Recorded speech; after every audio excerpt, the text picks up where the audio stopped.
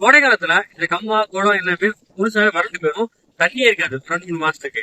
அப்புறம் மழைக்காலம் வந்த பிறகு மழை பெஞ்சு ஃபுல்லான பிறகு அந்த இடத்துல தண்ணி வரும், கூட சேர்ந்து மீன்களும் புதுசா இருக்கும். எப்படி 2 மாசம் கேப் விட்ட பிறகு அந்த மீன்கள் புதுசா வருது, அதை பத்தி இந்த வீடியோல ஃபுல்லா பார்க்க போறோம். ஃபர்ஸ்ட் என்ன பார்த்தோம் அப்படின்னா, இந்த மீன்கள் எல்லாமே முட்டை போடும் எனக்கு தெரியும். அது சில மீன்கள் வந்து அதோட முட்டைகள் வந்து ரொம்ப கடினமா போடும். எவ்வளவு கடினமா போடும் அப்படின்னா, அந்த இடத்துல தண்ணி இல்லைனாலும் அந்த தரையில அந்த முட்டைகள் அப்படியே இருக்கும். இது வந்து தூங்கும் நிலைன்னு சொல்லுவாங்க, ஆங்கிலத்துல டார்மன்ட் ஸ்டேஜ் சொல்லுவாங்க. இது அப்படியே இருக்கும்.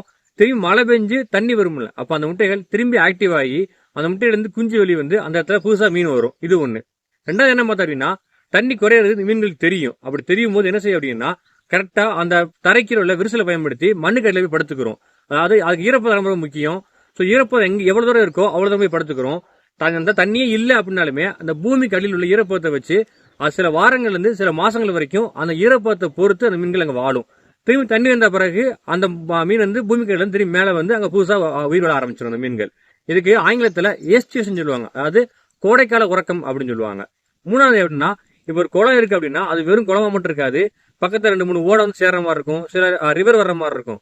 சோ ஓடையெல்லாம் தண்ணி வரும்போது அந்த ஓடையில ஆல்ரெடி மீன் இருந்திருக்கும்ல, அந்த மீன்கள் இங்க வந்து சேர்ந்து இந்த இடத்துல மீன்கள் திரும்ப புதுசா உருவாகும். இது ஒண்ணு. நாலாவது என்ன பார்த்தோம்னா, நீர்நிலை எடுத்துக்கிட்டாலே அங்க நீர் பறவைகள் அதிகமா இருக்கும். கொக்கு, நாரை, வாத்துன்னு சொல்லிட்டு இது தண்ணிக்குள்ள மேயும் போதோ இல்ல நீந்தும் போதோ அதோட உடம்புகள்ல வந்து அந்த மீன் முட்டை ஒட்டிக்கிறோம். சோ வேற எங்கேயா இருந்து ஒரு பறவை வந்து இங்க லேண்டிங் ஆகுது அப்படின்னா அந்த இடத்துல அந்த முட்டை திரும்பி விழுந்து அங்க குஞ்சு பொரிக்க அதிக வாய்ப்பு இருக்கு. இது ஒரு காரணம். அஞ்சாவது என்ன பார்த்தோம் அப்படின்னா, இந்த நீர்ப்பறவைகள் வந்து மீனோட முட்டையுமே சாப்பிடும். அப்படி சாப்பிட்ட முட்டைகள் உடம்புக்குள்ள போயிட்டு டைரக்டா அப்படியே கழிவா வெளியே வந்துடும். சோ இப்ப வேற எங்கேயாவது ஒரு மீன் முட்டை சாப்பிட்டு ஒரு பறவை சாப்பிட்டு அப்படின்னா அது இங்க வந்து அந்த கழிவை போடும் போது அந்த கழிவுல முட்டைகள் வந்து தண்ணியில விழுந்து திரும்பி குஞ்சு பொரிச்சு மீன்கள் வெளியே வரும். இது ஒரு காரணம்.